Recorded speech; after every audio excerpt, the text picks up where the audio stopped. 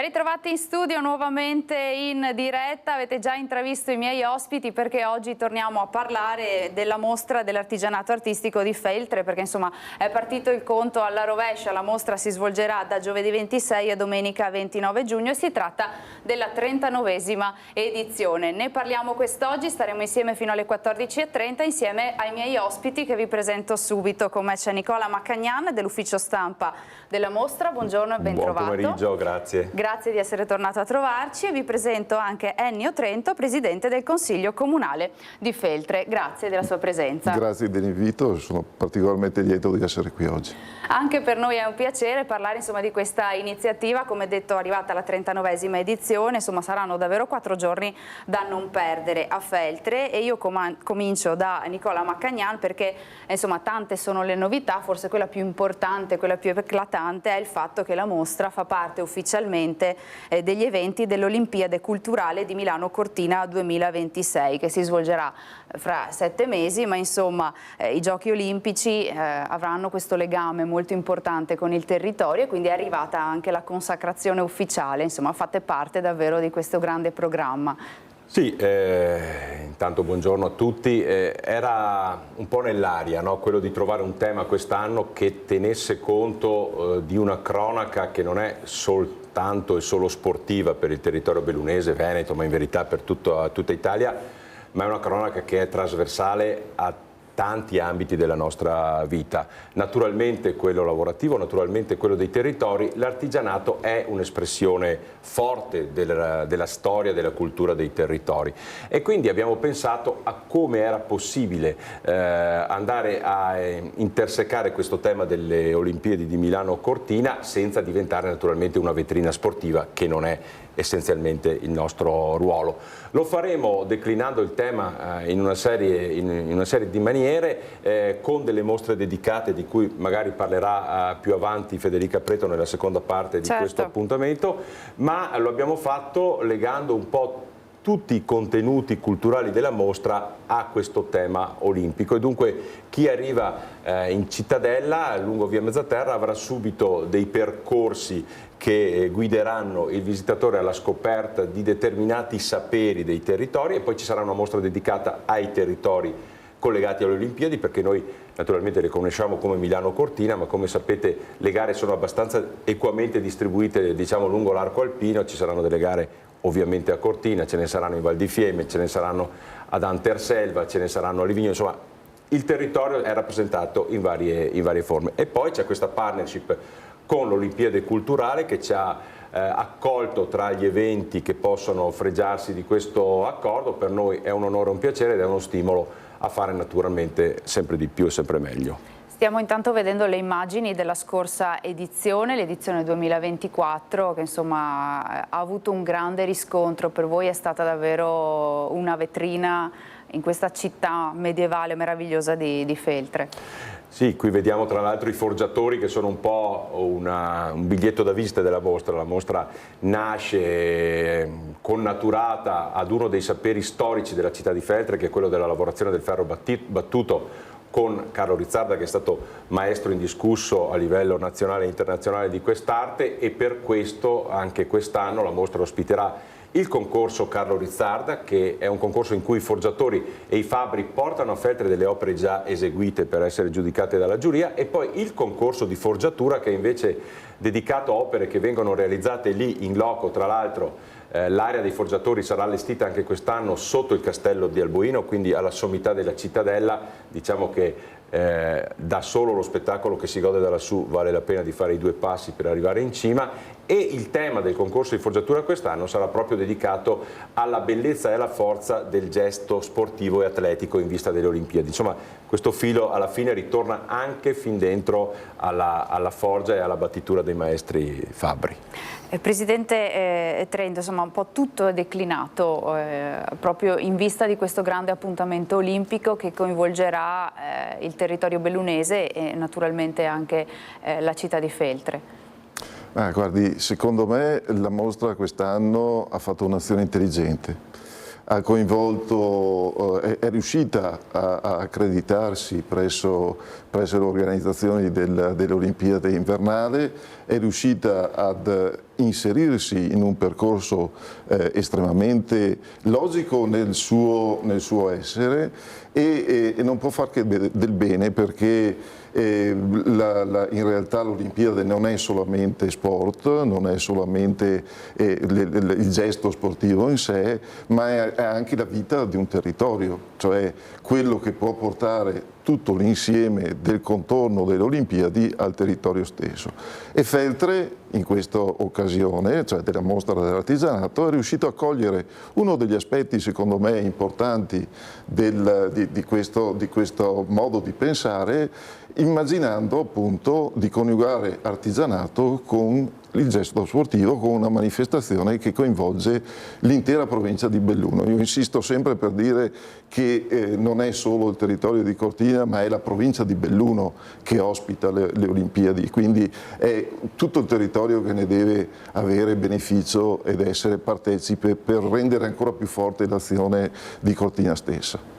Tutto questo, insomma, la mostra dell'artigianato in un contesto scenografico unico, spettacolare come quello della città di Feltre, che davvero vale la pena di visitare. Guardi, l'aspetto del 39 anni fa, la mostra nacque sì per avere una vetrina sull'artigianato, ma anche per riscoprire e per poter visitare alcuni androni, alcuni spazi che erano da sempre chiusi, perché sono spazi privati. E qua va il nostro ringraziamento a tutte quelle persone che mettono a disposizione questi spazi, perché aprire le porte di casa sua non è proprio così semplice, anche perché non è scontato, e soprattutto perché la quantità di visitatori è notevole, quindi avere l'ospitalità in questa maniera vuol dire proprio che il connubio fra mostra e proprietari degli androni è un aspetto consolidato e c'è la fiducia reciproca in quello che viene fatto. Lo scopo era quello di rivitalizzare il centro storico, quello di cercare di riportare quelle botteghe che un tempo erano patrimonio di tutti all'interno del centro storico e pian pianino sistemare il patrimonio immobiliare, che è un patrimonio importante per la città. Ecco, la mostra dell'artigianato fa rivivere questo scenario che fino a qualche decennio fa esisteva all'interno del centro storico, con attività puntiformi, con attività che portavano la vita all'interno di questo borgo. La mostra dell'artigianato fa rivivere questo sogno e con la speranza che poi si possa naturalmente coniugare tutto l'anno. Ecco, la mostra nacque a suo tempo proprio con questi due obiettivi: artigianato, far conoscere l'artigianato veneto e anche nazionale, e mettere sotto una lente nuova il centro storico di Feltre. E sicuramente lo sta facendo, certo, da 38 edizioni, 39 quest'anno. Nicola Macagnana, abbiamo detto che insomma saranno tanti i legami che uniranno la mostra all'appuntamento olimpico, ma insomma vorrei che ci facessi un po' ingolosire raccontandoci tutte quelle che sono le novità di quest'anno, che cosa potranno trovare i visitatori che verranno a Feltre dal 26 al 29 giugno. Sì, Olimpiadi, ma non solo, nel senso che appunto queste sono un po' il leitmotiv della mostra, ma la mostra punta assolutamente sempre di più, necessariamente vorrei dire sempre di più, sulla qualità degli artigiani che vengono ad esporre i propri lavori e anche i propri saperi, perché molti artigiani, e questo è un altro, secondo me, tassello in più della mostra, molti artigiani in loco fanno vedere quello che sanno fare a vantaggio di piccini e meno piccini, ed è questa una cosa straordinaria. Avremo tra le novità delle eccellenze dai territori nazionali i maestri mosaicisti di Ravenna, che porteranno alcuni manufatti ma daranno anche lì saggio dell'arte del mosaico. I maestri che lavorano l'alabastro dalla zona di Volterra. Avremo ancora ospiti una selezione di artigiani dall'Abruzzo e quindi da varie terre d'Italia, con vari saperi e vari materiali. Una sorta di gemellaggio, insomma. Diciamo, siamo aperti alla contaminazione. Ecco. Si è detto anche in questi giorni per altre ricorrenze che il mondo artigiano ha delle oggettive difficoltà, nel senso che per esempio c'è un forte calo del numero delle imprese, e quindi l'artigiano deve necessariamente reinventarsi e andare gioco forza verso una qualità sempre più alta. Ecco, il bello e la qualità assoluta sono quelli che probabilmente faranno la differenza da qua a venire. Ancora un paio di cose che secondo me vanno sottolineate di questa edizione: l'appuntamento domenica durante tutto il giorno nel centro città, ai piedi della Cittadella, con gli ambulanti di Forte dei Marmi che per la prima volta arrivano a Feltre. Avremo una cinquantina di commercianti che porteranno insomma, in mostra e in vendita alcuni prodotti di assoluta qualità legati al mondo delle pellame, delle calzature. Chi li conosce sa che cosa portano in giro per l'Italia questi commercianti, e quindi anche qui un'occasione legata all'artigianato ma anche accessibile, insomma, un po' anche al grande pubblico e alle famiglie. Venerdì abbiamo, dopo l'inaugurazione di giovedì sera e l'apertura di giovedì sera, venerdì abbiamo un altro appuntamento di metà giornata assolutamente gustoso per gli amanti del settore. Passerà proprio da via Mezzaterra sino in Piazza Maggiore il corteo delle auto storiche del Bassano Legend. Avremo circa un centinaio e più di auto storiche e di valore. Tra l'altro saranno accolte dai figuranti del Palio di Feltre, dagli rappresentanti dell'amministrazione, insomma ci sarà anche un momento istituzionale. Diciamo alcune decine di milioni di euro che sfileranno per le vie della città, perché sono pezzi unici, assolutamente straordinari per gli appassionati ma anche per i non appassionati. E poi gli appuntamenti serali con la musica, con il programma artistico che ha messo a punto Fabio Giudice. Vi segnalo in particolare il concerto di sabato sera che si terrà in Piazza Maggiore, Black Music Night, e sarà un tributo ad alcune voci della musica nera americana, con le grandi cantanti che conosciamo nella tradizione americana, e quindi ce n'è davvero per tutti i gusti, direi. Non solo artigianato. Non solo quindi, artigianato, ma anche soprattutto artigianato, ma non solo artigianato. Intrattenimento, spettacoli, insomma spazio alla creatività in tutte le sue forme e declinazioni. E quindi sarà, tornando all'artigianato, però un laboratorio a cielo aperto, potremmo dire così, anche perché insomma l'artigianato locale è davvero una ricchezza, un patrimonio che dobbiamo preservare, anche se gli ultimi dati ci dicono che l'artigianato insomma è un po' in sofferenza, sono molte le imprese artigiane che purtroppo spariscono. È così, Presidente? La verità, dagli ultimi dati che sono emersi proprio in questi giorni sulla stampa, 440 imprese artigiane negli ultimi 5 anni in provincia di Belluno hanno chiuso. E dovete immaginare che l'artigiano alle spalle naturalmente ha dei dipendenti, delle famiglie, delle persone che naturalmente contano su questo tipo di lavoro, quindi è una società, un pezzettino di società che va in difficoltà nel momento in cui c'è una chiusura per svariati motivi, per la globalizzazione, per tutta una serie di aspetti che naturalmente sono naturali a mio avviso, ma che in fondo hanno bisogno però anche di aiuti.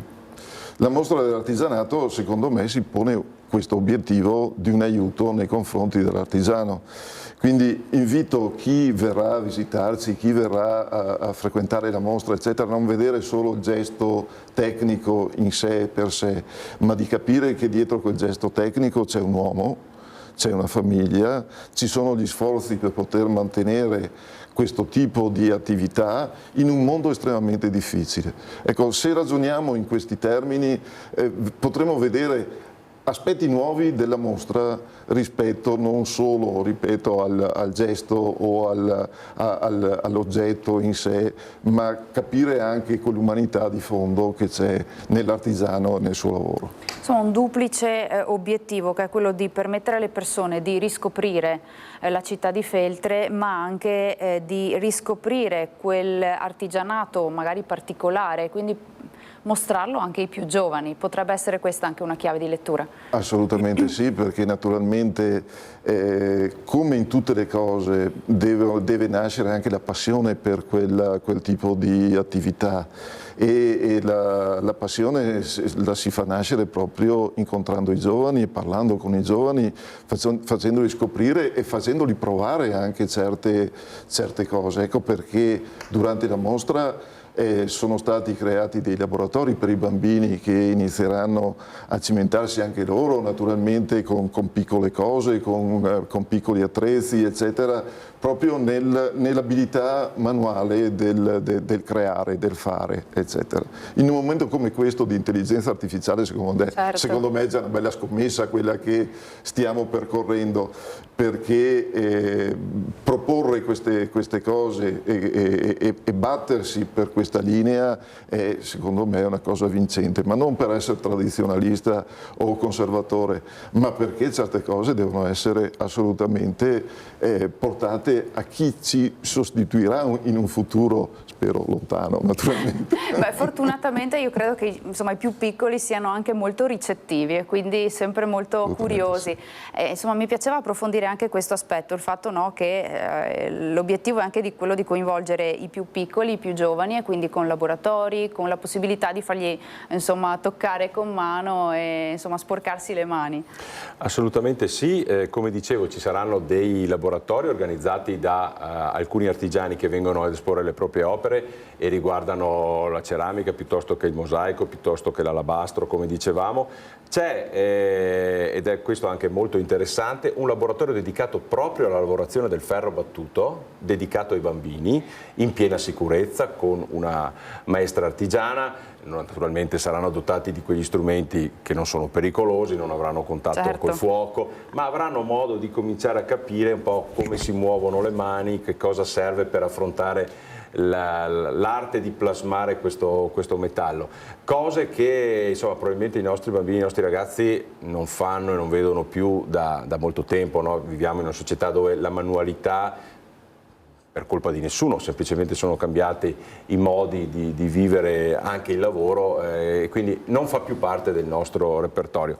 La mostra artigianato vuole anche cercare di preservare questi saperi che hanno costituito la cultura anche economica di larghe fette del nostro territorio per molti e molti anni. Quindi se avete piacere di partecipare a questi laboratori, sul sito internet o sui canali social della mostra artigianato trovate i numeri di telefono, link, perché per alcuni laboratori è necessario prenotarsi, insomma molto semplicemente si entra e si dà conferma. Ma insomma è una bella esperienza, no? per i più giovani, che così hanno la possibilità di vedere, magari di appassionarsi a qualche mestiere e chissà, magari di preservarlo anche per un prossimo futuro, visto che tanti mestieri stanno anche sparendo, no?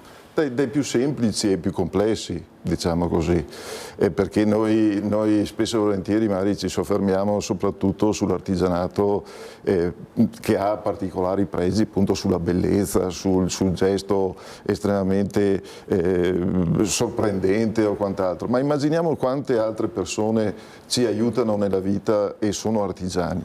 No, non c'è un artigianato di serie A o serie B, ci sono delle persone che dicono uso la mia intelligenza e le mie mani per creare qualcosa, e questo è un fatto da preservare, da continuare in maniera precisa e che deve proseguire e andare avanti. Nel futuro, certo. Nicola Macchignani, ricordiamo quanti artigiani possiamo trovare, sono provenienti un po' da tutta Italia, abbiamo detto, e quindi insomma un po' un assaggio di che tipo di artigianato si potrà vedere, no? Per le strade di Feltre. Sì, avremo praticamente l'intera cittadella dall'ingresso di Porta Imperiale fino in cima e anche per parte di Via Luzzo e poi appunto tutti i palazzi con gli androni aperti, provenienti direi sostanzialmente da tutta Italia, ecco. Con materiali di vario tipo. Ho citato prima la lavorazione dei mosaici piuttosto che l'alabastro, ma avremo i mastri vetrai, come abbiamo visto adesso anche dalle immagini, la lavorazione del ferro battuto naturalmente, la lavorazione dei tessuti, delle sete, diciamo che un po' tutti i materiali sono rappresentati. E poi c'è la mostra nella mostra, il fatto di vedere tutto questo non senza nulla togliere ad altre manifestazioni, ma in un capannone o sotto un tendone, ma negli androni e nelle sale di alcuni palazzi cinquecenteschi di straordinaria bellezza che meriterebbero insomma una visita soltanto da sé. Ricordo anche che c'è la possibilità di sopravvivere eventualmente al caldo, nel senso che ci saranno alcuni punti di ristoro, quindi oltre ai locali pubblici della città ci saranno 3 punti di ristoro dislocati proprio all'interno della mostra. I partecipanti Diciamo che il numero finale lo facciamo sempre alla fine, perché poi c'è qualcuno che arriva sempre in corsa e qualcuno che chiede ma dai trovatemi un posto, insomma gli artigiani sono ad oggi circa 140-150, a cui si vanno a sommare alcuni espositori di tipo commerciale, non molti ma alcuni che portano le loro merci, e come dicevo gli ambulanti di Forte dei Marmi, che saranno circa una cinquantina. Supereremo abbondantemente le 200 presenze in termini di espositori, che credo sia un record per la mostra dell'artigianato, e soprattutto, almeno per gran parte di loro, penso di poter dire anche di grandissima qualità, il che vale doppiamente la visita. Quanti visitatori vi aspettate? Facendo un po' anche la stima rispetto agli anni precedenti. Sì, qui è sempre un fattore legato a molti aspetti, no? Ivi compreso quello che succede sopra le nostre teste dal punto di vista delle bizze di Giove Pluvio, ma gli ultimi anni ci è andata anche molto bene e comunque è tutto al coperto, quindi insomma questo non è un problema. Generalmente la mostra si assesta tra i 15 e i 20.000 visitatori durante il fine settimana, tenendo conto che non è mai semplicissimo stabilirlo. Perché? Perché il giovedì sera la mostra, che apre diciamo soprattutto all'insegna dei residenti, è ingresso gratuito, quindi non c'è un biglietto, e quindi il giovedì sera, che è sempre peraltro molto frequentato, si va un po' a stima. Non pagano il biglietto i ragazzi sotto i 15 anni, e quindi anche questo è un invito alle famiglie. Il biglietto d'ingresso per le giornate nelle serate di venerdì e sabato e nella giornata di domenica è di 5 euro. Quindi diciamo una cifra estremamente simbolica. Irrisoria, I ragazzi non pagano, quindi una famiglia con 2 genitori e 3 bambini con 10 euro entra e se ne sta bellamente tutto il giorno a godersi Feltre e queste meraviglie, e direi che è un'occasione più unica che rara. Ma insomma, facciamo capire a chi ci sta guardando da casa che non si faccia scoraggiare appunto dal meteo, dalla presenza comunque di numerose persone. È tutto attrezzato e i servizi ci sono. La folla è gestita, è gestibile. La mostra artigianato, tra l'altro, io ricordo sempre, è stato credo l'unico evento che non si è fermato nemmeno nell'anno del Covid. Abbiamo ridisegnato, ritarato tutto, ma è una mostra che è andata avanti anche in quell'anno, quindi siamo attrezzati. Tra l'altro, per il grande caldo gli androni dei palazzi offrono uno stupendo refrigerio, quindi insomma, mentre si vede la bellezza la si può godere anche con un po' di relax e di giusta frescura. Certo. Un'ultima cosa, Presidente Trento, vorrei ricordare anche che c'è la possibilità di effettuare delle visite guidate nel centro storico,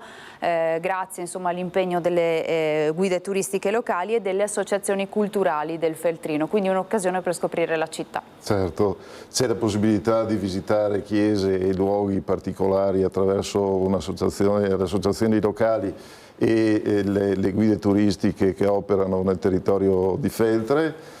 Mi lasci però sottolineare una cosa importante, perché saranno aperti anche il Museo Rizzarda, che è il museo del ferro battuto e quindi strettamente collegato al premio Carlo Rizzarda e alla forgiatura che verrà fatta al castello.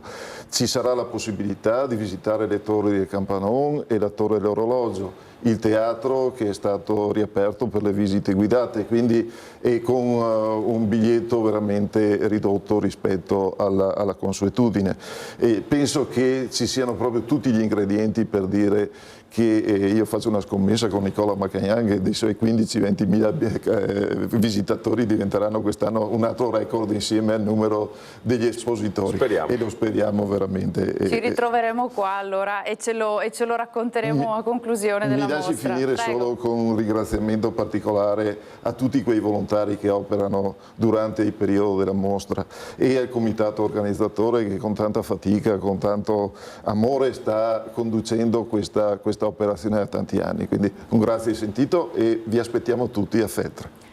Concludiamo così, quindi con un invito a tutti a trovarci a Feltre. Assolutamente sì, ce n'è davvero per tutti i gusti, la bellezza declinata in tutte le maniere, per chi è più appassionato di alcuni settori dell'artigianato, ma anche di chi vuole vedersi in tranquillità qualche sala del museo, chi vuole guardare Feltre e le vette feltrine dalla sommità del castello di Alboino, chi vuole semplicemente entrare negli androni e godersi queste vie che hanno un sapore, per chi non c'è mai stato un sapore davvero straordinario. Sicuramente accattivante. Io ringrazio e saluto Nicola Maccagnan dell'ufficio stampa della mostra e Ennio Trento, presidente del Consiglio Comunale di Feltre. Grazie per essere stati con noi, perché ci fermiamo per qualche minuto di pubblicità. Subito dopo torniamo ancora a parlare della mostra, approfondendo la mostra Oro Bianco e quindi questo grande appuntamento dell'Olimpiade Culturale Milano Cortina 2026, ma anche del binomio, la collaborazione con l'ente Parco Dolomiti Bellunesi. Qualche minuto di pausa, a tra poco.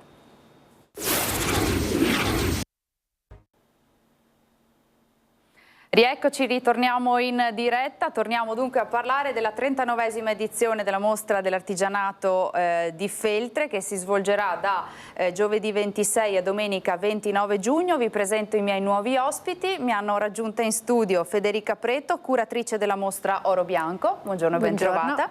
E do il benvenuto anche a Gianni Poloniato del Parco Nazionale Dolomiti Bellunesi. Buongiorno, ben trovato. Parto da lei, Federica Preto, perché insomma, vorrei capire come mai legare il nome della mostra dell'artigianato a questo appuntamento olimpico fondamentale, importante, di grande rilievo, insomma una vetrina eccezionale per il territorio. È stato un pretesto, una sfida. Nel senso che quando ci siamo riuniti noi per discutere, per condividere un po' le idee che si potevano mettere sul piatto con il comitato, è venuta fuori il nome di due feltrini. Uno è Adriano Guarnieri e l'altro è Gianni Guarnieri, e che hanno un legame molto forte con il tema delle Olimpiadi. Il primo è stato un portabandiera nel 1936 e Gianni invece è stato un tedoforo. Da lì abbiamo detto, c'è questa grande manifestazione che avverrà proprio a febbraio del 2026, e perché non legare questa manifestazione alle Olimpiadi? Per me, che faccio la curatrice per eventi con l'alto artigianato, è stata una cosa assolutamente una sfida importante. E ho cominciato a studiare, ho cominciato a vedere un attimo quali potevano essere gli agganci, e di agganci ce ne sono molti. Ve ne leggo alcuni.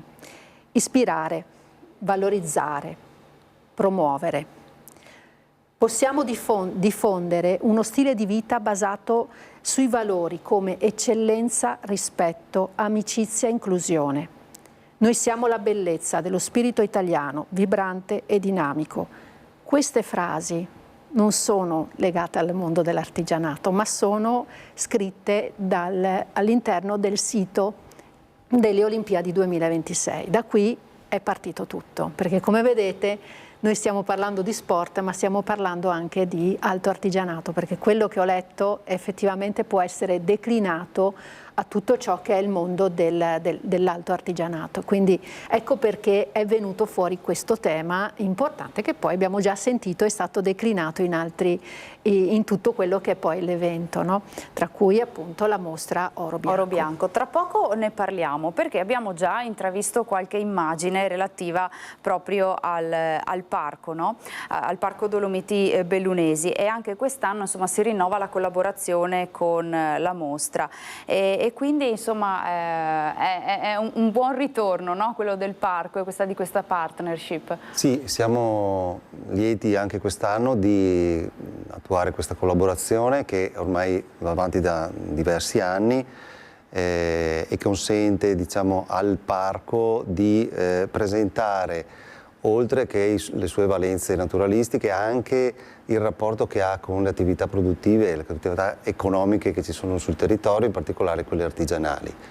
Questo è possibile grazie al fatto che un certo numero di artigiani rientrano nel circuito di carta qualità, che altro non è che una sorta di certificazione che il parco dà, dando la possibilità di utilizzare il proprio logo agli artigiani che operano sul territorio e che però si attengono a degli specifici protocolli che seguono con particolare attenzione alcuni standard di tipo ambientale, quindi dai materiali alla produzione, all'utilizzo dell'energia, dell'acqua, nelle fasi di realizzazione di queste opere. Parliamo di artigianato sempre di qualità, e durante la mostra dell'artigianato sarà possibile incontrare questi artigiani che si avvalgono di questa collaborazione del parco diretta in uno stand specifico dove loro possono appunto mostrare la loro attività e i loro prodotti. Tra l'altro non l'abbiamo ricordato, ma Feltre è proprio la sede dell'ente, no? Quindi sì, la sede centrale, no? Sì, il Parco Nazionale nasce nel 1993 e da subito ha avuto sede nella città di Feltre, e quindi c'è un occhio di riguardo, diciamo così, dal punto di vista anche del rapporto con la città, e ovviamente un parco nazionale nasce per tutelare quello che state vedendo nelle immagini, cioè un enorme patrimonio di biodiversità che potremmo riassumere solo con qualche numero. Dal punto di vista floristico, per esempio, il parco all'interno dei suoi confini conta circa 1400 specie diverse, che corrisponde a circa il 25% di tutto il patrimonio floristico nazionale. Stiamo vedendo immagini anche di uccelli, ecco, tra gli uccelli nidificanti ben il 40%, ben la metà degli uccelli nidificanti in Italia nidifica nel Parco Nazionale, e stiamo parlando di un territorio che, per quanto si estenda per 31.000 ettari, è pari a circa lo 0,1% del territorio nazionale.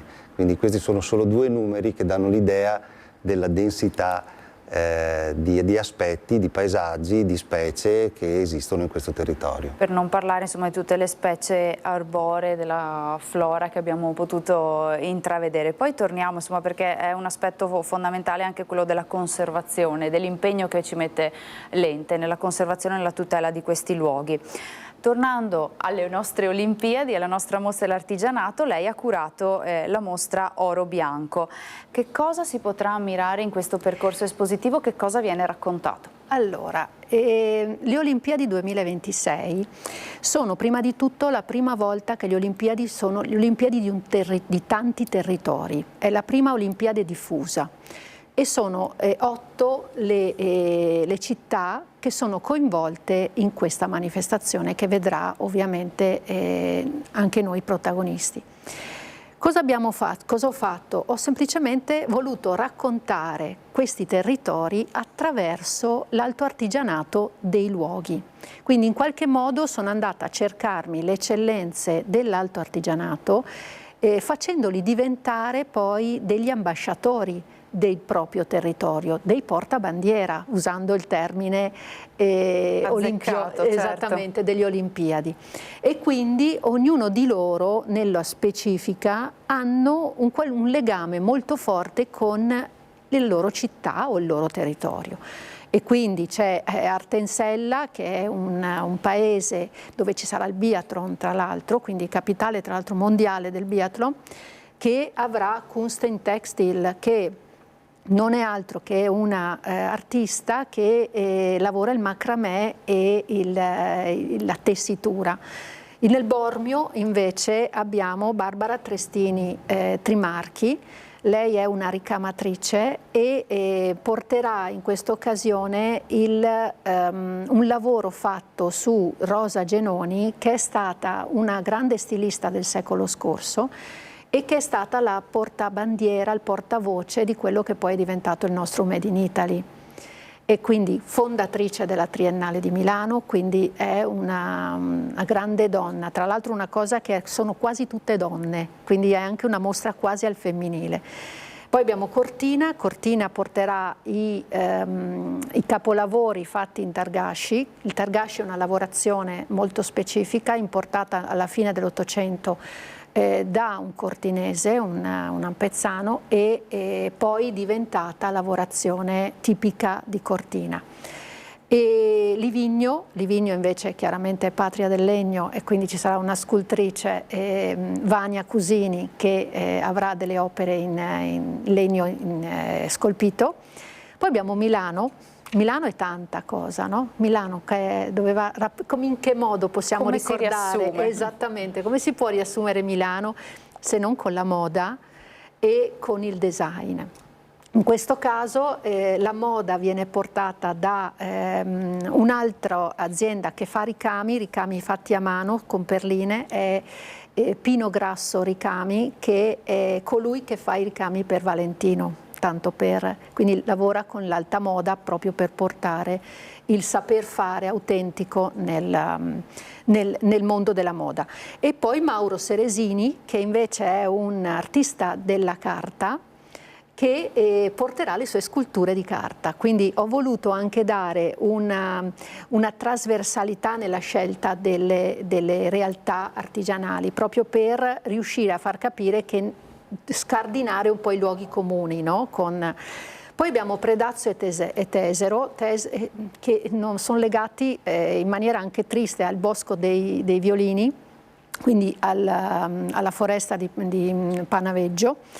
E le due realtà che vogliamo esporre, una crea opere sonore, si chiama proprio così, opere sonore, ed crea tavole armoniche con il legno che proviene da queste foreste, e poi Elel, che invece creerà un'installazione dedicata proprio a Vaia e quindi al Bosco dei Violini.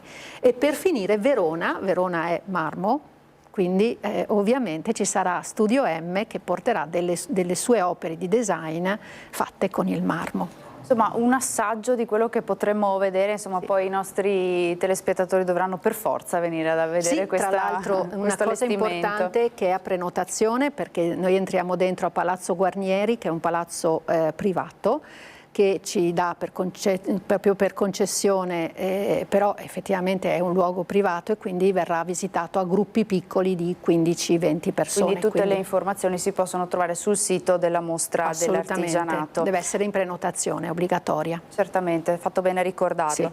Sì. Poloniato, insomma, abbiamo discusso molto di quanto sia fondamentale preservare, far conoscere, preservare e tutelare l'artigianato, ma quanto è importante far conoscere e tutelare quella meravigliosa biodiversità che abbiamo visto nelle immagini e quindi davvero tutelarlo ma farlo conoscere allo stesso tempo, soprattutto ai più piccoli. Certo, il principio cardine delle aree protette è proprio quello della tutela e alla conservazione del patrimonio naturalistico e che si svolge assolutamente attraverso due aspetti fondamentali, che sono quello della ricerca scientifica e dell'educazione e quello di un'attenta pianificazione territoriale in chiave naturalistica. Questi due aspetti fusi tra loro consentono di realizzare quello che è l'obiettivo principale, cioè quello di riuscire a far ereditare il nostro territorio e il nostro pianeta, potremmo dire, alle generazioni che vengono e quindi rispettare non solo il territorio ma anche noi stessi. L'aspetto della conservazione però non è solo un aspetto di conservazione passiva, quello che viene fatto solo in determinati ambiti molto prossimo al naturale, se non addirittura incontaminati, che costituiscono solo una parte del territorio, dove ci sono, per dire, le riserve integrali cosiddette.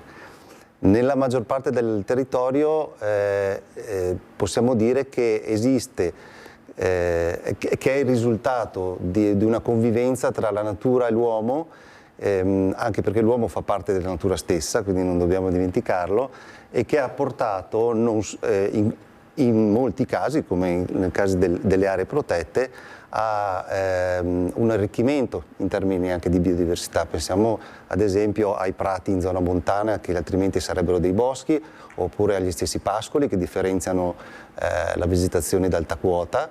Quindi questi aspetti sono complessi, spesso da comprendere, immediati dal punto di vista del risultato che è il paesaggio che abbiamo ereditato, e devono assolutamente essere messi a disposizione di tutti, non solo alle giovani generazioni ma anche a noi stessi, che spesso dimentichiamo l'enormità di questo patrimonio, attraverso un'attività di divulgazione e di comunicazione che avviene anche attraverso i video che state vedendo e che dimostra come l'attenzione che dobbiamo compiere ad ogni elemento di questi aspetti, di questo paesaggio, di questa natura, concorre a dare un valore aggiunto ai territori. Quindi questa è un po' la sintesi di quello che è il lavoro di un parco nazionale e di un'area protetta in genere. E chi viene insomma, a visitarla deve avere sempre grande attenzione e rispetto di quello che trova. Insomma, è bello insomma, capire quanto sia essenziale questo aspetto. Federica Preto, io vorrei ricordare anche che all'interno di Palazzo Guarnieri, dove troveremo la mostra Oro Bianco, c'è anche una sezione, una parte dedicata a due grandi insomma, personaggi feltrini che portano proprio il cognome Guarnieri. Esattamente, sono i nostri le due nostre mascotte, come Milano Cortina ha le due mascotte, ce le abbiamo anche noi, e sono un po' i nostri protettori, no? in questa manifestazione. Uno è Adriano, appunto Guarnieri, e l'altro è Gianni. Nella parte, proprio appena si entrerà nella mostra, il prologo di Oro Bianco sarà proprio realizzato da questa mostra che esporrà dei cimeli, quindi degli oggetti appartenuti a loro due. Ricordiamo che erano appunto sportivi, erano persone molto dinamiche anche a livello cittadino, e ovviamente le fotografie, i documenti. Per esempio, una cosa bellissima, c'è il papiro della laurea, quindi anche questo, dove si dice che lui questo è il papiro di Adriano, e c'è proprio il fatto che viene definito olimpionico, proprio perché fatto nel 34 aveva vinto i mondiali, però lui poi nel 36 aveva portato la bandiera, quindi ci saranno dei video, quindi un piccolo riconoscimento ovviamente all'interno del palazzo, che è comunque dedicato a loro. Tutto è declinato insomma ad esaltare quel binomio artigianato e sport che sembrano due aspetti lontani tra loro, ma in realtà ci avete insomma aiutato a capire che non è affatto così. Non è affatto così. Tra l'altro, ascoltando il dottor Poloniato, un terzo tassello molto importante è il territorio, perché lui parla del parco, ma in realtà è anche una valorizzazione dei territori, dei parchi, perché se parliamo c'è lo Stelvio, che è un altro parco importante, e quindi è veramente un binomio artigianato, sport e territorio, proprio come se fosse un fil rouge unitario, no? che dà solo valore a tutto ciò che poi è artigianato, perché artigianato è anche questo, è valorizzazione dei territori ed è anche valorizzazione comunque delle capacità, dell'eccellenza, puntando al limite, perché se io penso agli artigiani che conosco, che espongono a Feltre, effettivamente penso sempre a delle persone che puntano al massimo, puntano alla perfezione, esattamente come uno sportivo. Certo, vorrei insomma, siamo davvero quasi in conclusione, ricordare insomma che sono tante le attività che il parco fa, insomma sono 31.000 ettari protetti, una parte forse un po' meno conosciuta delle Dolomiti ma ricca di suggestioni, davvero iconica, insomma il lavoro che fate per preservarlo e tutelarlo è imponente. Sì, ci aiuta molto il fatto di averlo conosciuto a fondo e indagato continuamente, che costituisce un po' la base per individuare all'interno dell'area protetta zone a vocazione diversa, e anche per le attività di tipo turistico, ad esempio. Sappiamo benissimo che per conformazione il nostro parco si presta soprattutto per l'escursionismo a piedi, chiaramente, però ci sono delle aree di fondovalle particolarmente vocate anche per un turismo classico, diciamo, non necessariamente mobile, per cui è lì che si concentrano determinate attività di ospitalità. Per esempio, cito solo per fare un esempio l'area della Valle del Mis, dove c'è un'area turistica importante dove si può praticare anche gli sport sul lago, dove ci sono appunto attività turistiche, l'area camper, ristoranti eccetera, e questo è stato possibile grazie al fatto che ci troviamo in un'area non all'interno di una riserva, ma particolarmente evocata anche per attività che muovono molte persone, dove le persone trovano svago e relax. Insomma, sul sito del parco si possono scoprire tutti questi aspetti. Siamo davvero in chiusura, io farei un ultimo appello alle persone che ci stanno guardando, insomma penso che gli abbiamo fatto venire un po' di curiosità per quanto riguarda la mostra. E tra l'altro volevo invitare i visitatori a venire con un nuovo approccio, perché anche quest'anno la visita sarà un po' un gioco da fare con loro. Nel senso che il percorso è declinato in 5 colori, come 5 sono i cerchi olimpici, con proprio effettivamente cercando di rimarcare. Quindi andare anche alla scoperta, a cercare, a entrare dentro a questi luoghi in maniera nuova da esploratore. Ecco, questo è un po' l'invito e cercando anche di ascoltare quello che gli artigiani raccontano, perché è tesoro ed è emozione, quindi è un invito proprio a scoprire Feltre e scoprire anche gli artigiani. Grazie a Federica Preto, curatrice della mostra Oro Bianco. Grazie a Gianni Poloniato del Parco Nazionale Dolomiti Bellunesi. L'appuntamento quindi è con la 39esima edizione della mostra dell'artigianato di Feltre dal 26 al 29 giugno prossimi, quindi insomma l'appuntamento è importante, saranno 4 giorni davvero da non perdere, con tantissime cose, tantissimi appuntamenti e iniziative fondamentali e bellissime da intraprendere. Grazie a voi di averci seguito da casa, a Simone Melo ed Edoardo Paris in regia. Vi lascio al film e vi auguro un buon proseguimento di giornata in nostra compagnia.